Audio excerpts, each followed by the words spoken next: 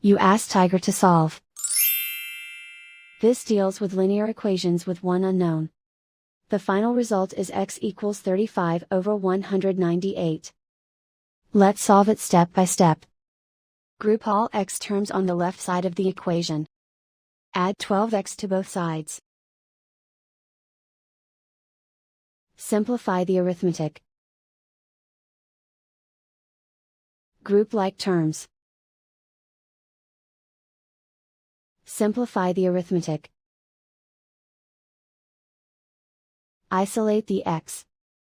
Divide both sides by 198. Simplify the fraction.